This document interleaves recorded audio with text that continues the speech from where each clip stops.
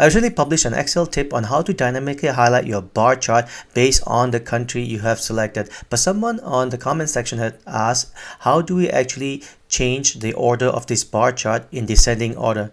For this instance, how do you move the largest bar chart right at the top? Well, basically there's two ways to do it. Method number one would be to sort your data type. You select your data type table here, and then you go data, sort and filter. You press A to Z. It will sort the chart into descending order. If you want ascending order, you do Z to A like that, and you will flip it. Let me undo everything twice like this. And the second method would be to actually change the y-axis. Let me demonstrate how you can do it.